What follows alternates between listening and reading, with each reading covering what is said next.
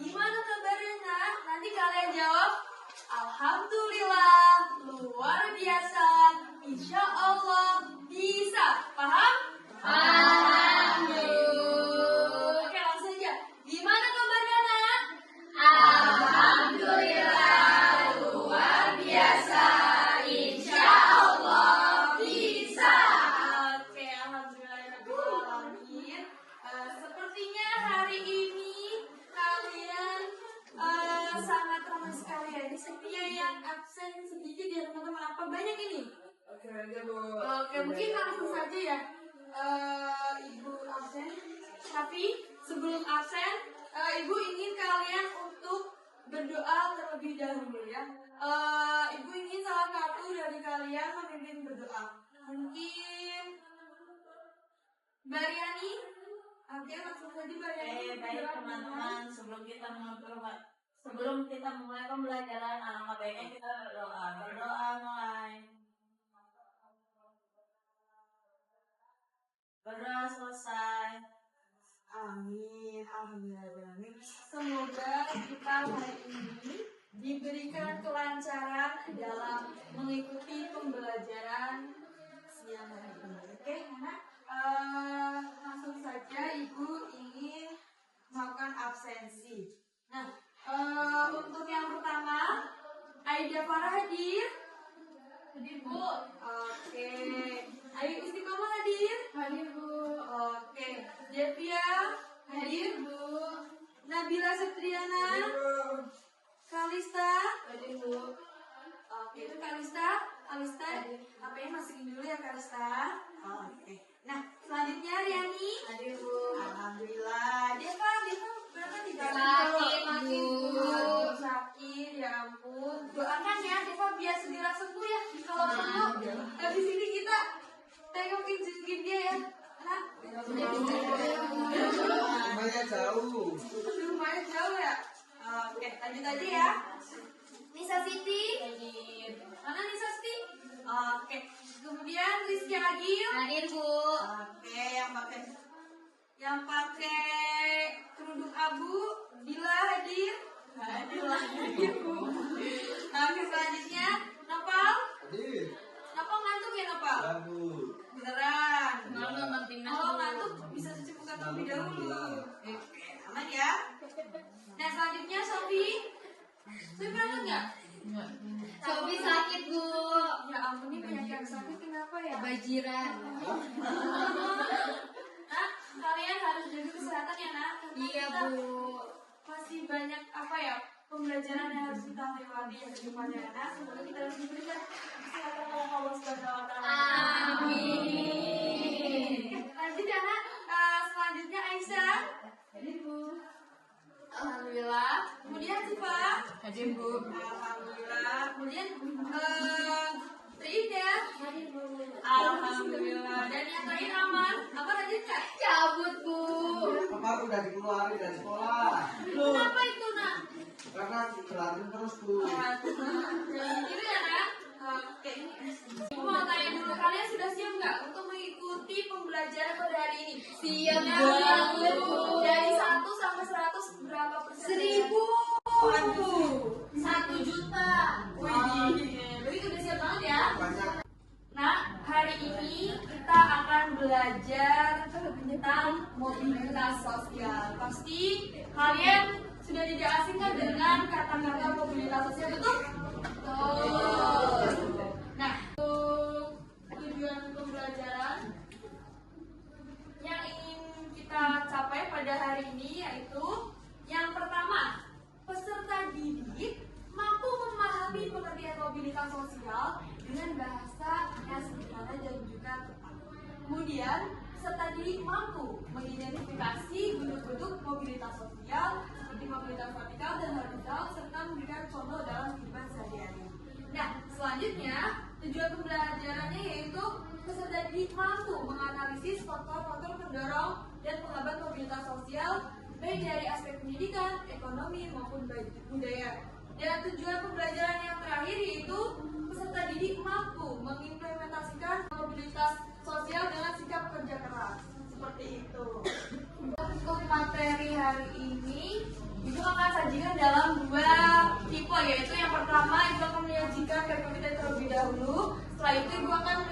menyaksikan video interaktif. Ini ya, anak-anak, mobilitas sosial. Mobilitas sosial itu dalam sosiologi dikenal dengan arti perpindahan status dalam stratifikasi sosial. Nah, mobilitas sosial ini dapat mengacu pada individu maupun kelompok ya. Nah, mobilitas individu ini misalnya yaitu perubahan status dari tukang menjadi dokter.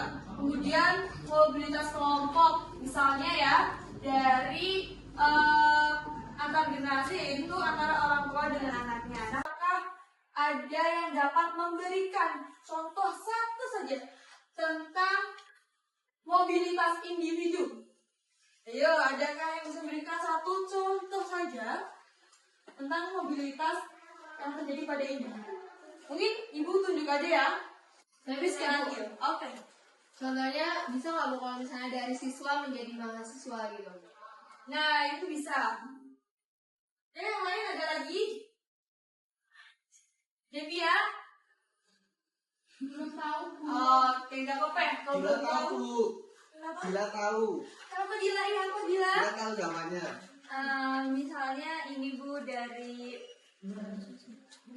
kalau dari gadis menjadi ibu rumah tangga. Oke. Aduh, ini arah gerak Dila sepertinya ini jadi ibu rumah tangga betul? Udah siap Bu. Udah siap. Bentar lagi kita nggak lupa. Iya ya. Masih kecil nggak Bu? Iya, Bu. Kita masih SMP nah. Kita lanjut ya nak. Nah, menurut Paul B. Harton, mobilitas sosial itu merupakan gerak perpindahan dari satu kelas sosial ke kelas sosial lainnya, atau gerak pindah dari strata yang satu ke strata yang lainnya. Paham? Paham, Bu. Berarti intinya yaitu mobilitas sosial adalah gerak perpindahan. Betul. Jadi seperti itu. Kita akan membahas tentang bentuk mobilitas sosial. Nah, bentuk mobilitas sosial yang pertama yaitu adalah mobilitas sosial horizontal. Di sini artinya peralihan dari suatu kelompok ke kelompok lain yang sederajat. Paham? Kan horizontal bentuknya gini, berarti artinya perpindahannya sederajat. Nah, misalnya saja itu guru matematika yang berpindah mengajar dari SMK ke SMA. Jadi kan dia statusnya masih sama-sama sebagai guru matematika, tidak ada kenaikan maupun penurunan. Nah, dapat disimpulkan bahwa pada diri guru matematika tersebut itu tidak ada yang namanya perubahan status. Dia tetaplah guru matematika pada sekolah yang sederajat. Nah, kemudian selanjutnya yaitu mobilitas sosial vertikal. Nah, perpindahan individu di dalam mobilitas sosial vertikal ini terjadi dari satu strata ke strata lain yang tidak sederajat. Jadi secara gampangnya vertikal itu kan seperti ini ya. Berarti perubahannya ya ke atas.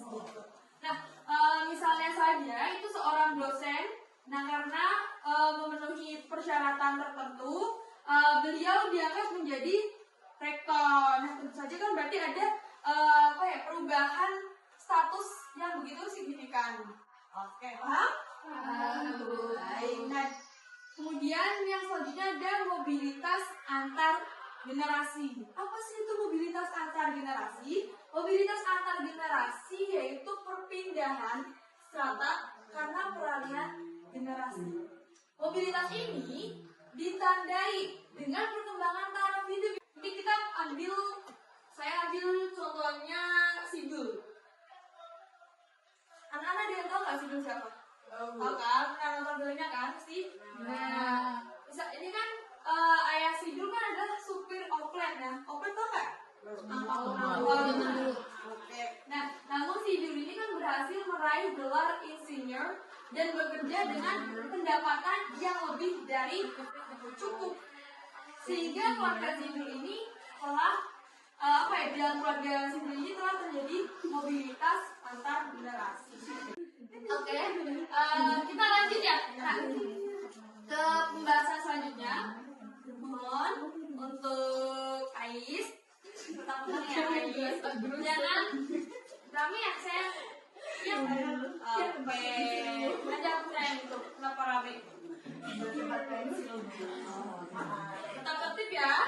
Ya, nah, lanjut saja kepada materi yang selanjutnya itu pada mobilitas sosial ini tidak bisa dilepaskan dari yang namanya sistem lapisan masyarakat itu sendiri. Kenapa seperti itu? Yang pertama, satu, bersifat tertutup. Artinya, mobilitas sosial ini membatasi kemungkinan seseorang untuk berpindah dari satu lapisan ke lapisan lain, baik ke atas maupun ke bawah. Nah, selanjutnya ini, namun, anak perlu diingat ya, Nak, bahwa di dalam mobilitas sosial itu tidak bisa dilepaskan dari yang namanya sistem lapisan masyarakat ini sendiri. Yaitu yang pertama, bersifat tertutup. Artinya, kemungkinan seseorang untuk pindah dari satu lapisan ke lapisan lain, baik ke atas ataupun ke bawah. Di sini itu dipengaruhi. Nah, dalam sistem ini, cara untuk menjadi anggota suatu lapisan masyarakat yaitu dengan kelahiran. Kita ambil contoh yaitu sistem kasta pada masyarakat India. Ada yang tahu kan ini bahwa di India ada sistem kasta? Kalau di Indonesia ada yang tahu nggak? Bali Bu. Di Bali? Iya Bu. Waduh, kamu tahu dari mana itu? Kemarin saya ke Bali Bu. Waduh, keren sekali ya. Kita tepuk WAW. 1, 2, 3. Wow, keren. Wow, wow, keren. Wow, keren. Wow, wow, keren.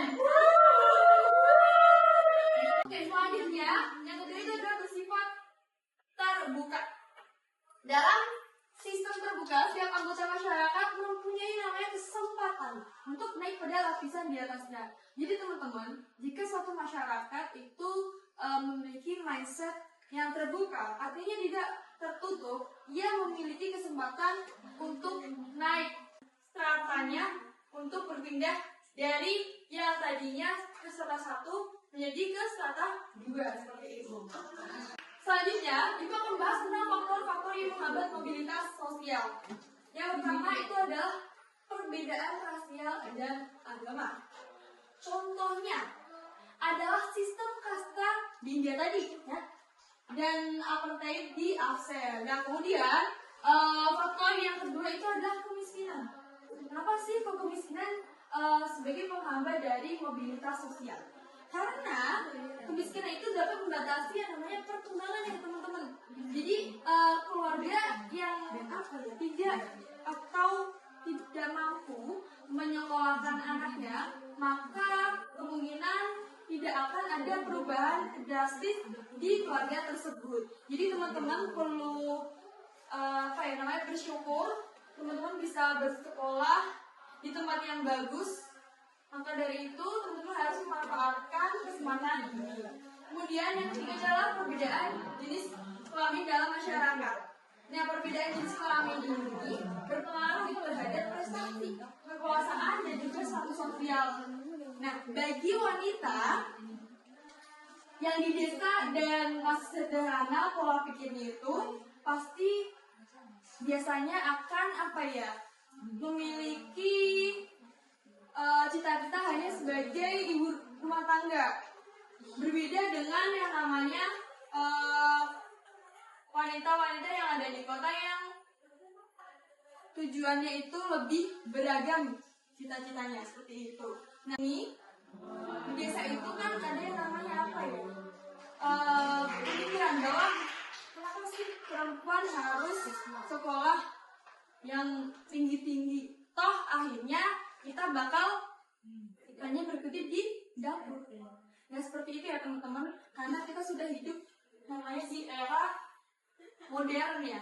Kita juga harus memiliki pola pikir yang modern juga seperti itu. Selanjutnya itu adalah faktor-faktor yang mempengaruhi mobilitas sosial. Yang pertama itu ada perubahan kondisi sosial. Misalnya saja itu kemajuan industri yang dapat merubah cara individu yang semula bertani menjadi buruh. Kemudian ada komunikasi yang bebas, dan selanjutnya adalah pembagian kerja. Maksud dari pembagian kerja itu apa sih, Bu? Di sini itu kondisi negara itu dapat memacu suatu masyarakat untuk lebih kuat berusaha agar dapat menempati status tertentu dalam pekerjaan. Nah, terakhir itu ada situasi politik. Nah, kondisi politik yang tidak stabil itu memungkinkan perpindahan penduduk baik untuk mengungsi atau beralih ke warganegaraan seperti itu ya. Anak-anak udah paham belum sama materi yang sudah saya jelaskan? Sudah ya. Nah, selanjutnya ini Ibu akan menjelaskan tentang korelasi mobilitas sosial dengan sikap kerja keras ya teman-teman. Jika kita berbicara yang namanya mobilitas sosial itu tidak bisa terlepas dengan namanya sikap kerja keras. Karena apa? Perpindahan status. Kan mobilitas sosial tadi adalah perpindahannya. Perpindahan status sosial itu terjadi ya karena adanya kerja keras dari individu tersebut. Betul? Betul. Kalau tidak ada kerja keras, maka tidak akan ada namanya perpindahan status. Ya? Malah yang buruknya maka akan terjadi perpindahan status yang ke bawah. Kita tidak kerja keras. Oke, seperti itu ya teman-teman. Untuk selanjutnya mungkin Ibu akan memberikan kurir ekspedisi yang nganter barang dari kota ke kota punya mobilitas yang tinggi. Kondisi jalanan di hari libur biasanya lebih padat dan rawan macet. Bisa dibilang mobilitas penduduk melonjak saat liburan. Ayah yang pergi kerja tiap hari adalah contoh mobilitas. Ibu yang belanja ke pasar tiap pagi juga contoh mobilitas. Simpelnya, mobilitas adalah perpindahan. Jadi, udah bisa nebak dong arti mobilitas sosial. Mobilitas adalah perpindahan. Sosial berkaitan dengan masyarakat. Secara sederhana, mobilitas sosial adalah perpindahan status seseorang dalam masyarakat.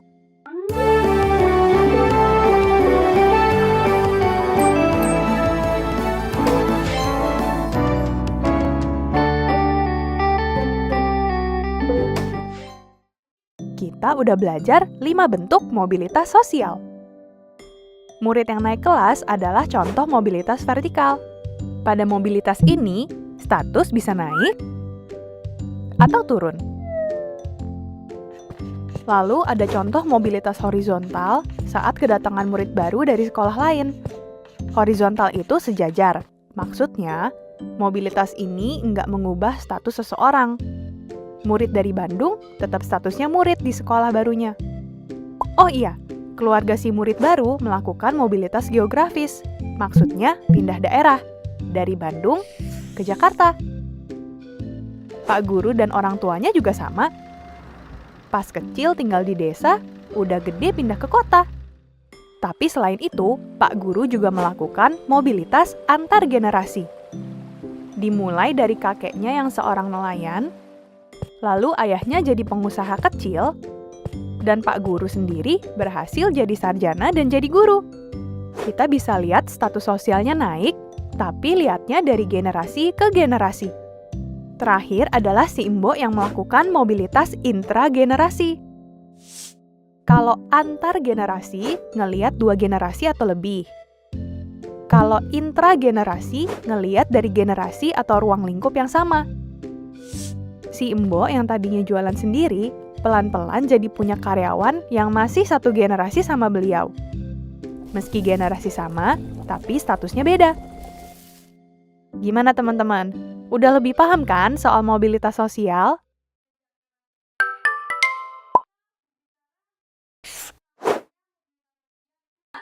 Ibu punya games yang tentunya digunakan karena tadi saya melihat kalian ini sudah langsung sudah bosan ya. Tadi mendengarkan begitu banyaknya materi yang saya sampaikan. Tenang aja, game ini itu bisalah mengurangi rasa kejenuhan kalian. Nah, sebelum bermain game, Ibu ingin kalian membentuk 2 kelompok besar saja, oke? 3. Oke, untuk game kalian sudah membentuk kelompok ya. Langsung saja. Kelompok 1.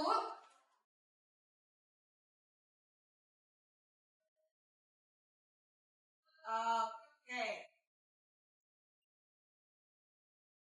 Nah ya. Nah, kelompok 1 mau milih nomor berapa ini? Oke, nomor 1 kita buka ya. Pertanyaannya yaitu, Kevin menolak saran orang tuanya untuk melanjutkan kuliah setelah SMA.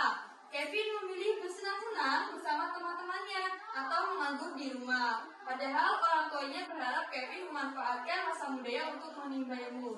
Sehingga hal ini akan menimbulkan pengangguran, Bu. Oke, apakah jawabannya pengangguran? Mari kita cek. Memunculkan konflik antar generasi, ya. Ibu ingatkan sekali lagi bahwa materi yang tadi Ibu jelaskan itu memiliki korelasi dengan game yang Ibu tampilkan. Oke, Bu. Selanjutnya kita mau 2. Nomor 7 tadi kan? Tidak ada waktu bisa. 5. Tadi ada 7 perasaan. Oke, nomor 5 pertanyaannya, mobilitas merupakan kata dari bahasa Latin, yaitu mobile, yang mempunyai arti perpindahan. Oke, kita cek ya. Bahasa mobile perpindahan. Iya dong, Bu. Sama ya.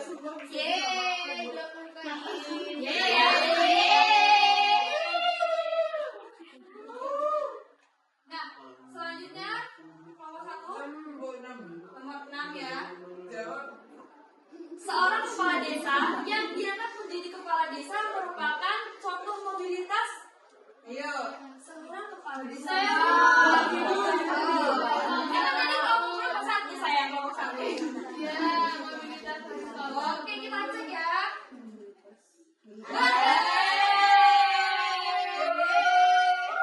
Kelompok 2.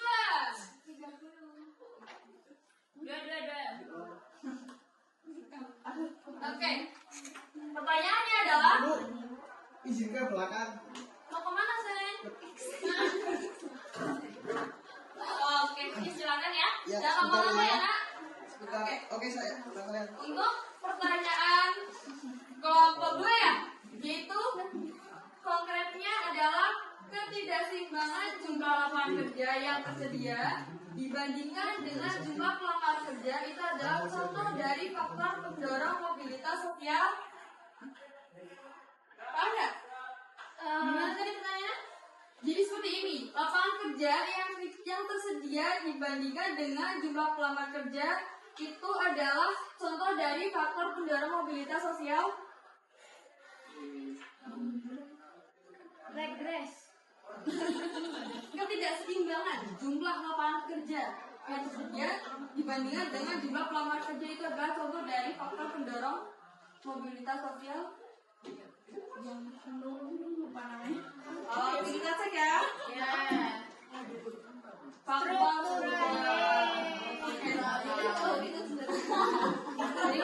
1. Nomor 3, Bu. Mobilitas yang terjadi karena adanya peningkatan status seseorang dari status yang rendah ke status yang lebih tinggi disebut mobilitas vertikal. Halo, sosial kajian vertikal. Kelompok 2. Pertanyaan terakhir. Seorang gadis yang melangsungkan pernikahan dengan pria dari keluarga yang punya kedudukan lebih tinggi sehingga menyebabkan status sosialnya naik. Dalam kasus tersebut, lembaga perkawinan berfungsi sebagai enggak. Dalam kasus banget, Bu. Ya, sebagai apa? Pertanyaannya Tahu. Faktor penentu kayak faktor pendorong gitu. Iya.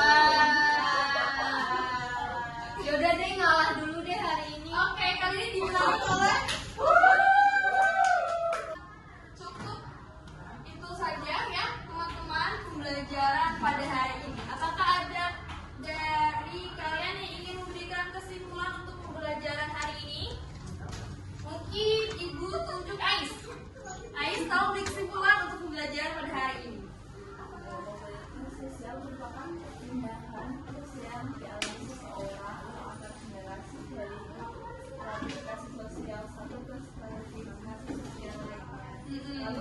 mobilitas sosial terbagi menjadi beberapa macam, mulai dari mobilitas sosial horizontal, mobilitas sosial vertikal. Oh ya, dan mobilitas sosial antargenerasi. Lalu mobilitas sosial juga memiliki faktor pendukung dan faktor penghambat lainnya. Yang tadi Ais sudah memberikan kesimpulan yang begitu baik. Jadi teman-teman, Ibu hanya ingin memberikan nasihat kepada kalian, memberikan motivasi untuk kalian agar selalu yang namanya belajar dan juga bekerja keras serta memanfaatkan kesempatan kalian untuk bersekolah ini untuk meningkatkan strata sosial kalian. Baik, untuk menutup pembelajaran hari ini langsung saja kita berdoa. Mungkin apakah ada yang ingin memimpin? Nisa Siti. Oke Bu, teman-teman sebelum kita pulang, mari kita berdoa terlebih dahulu.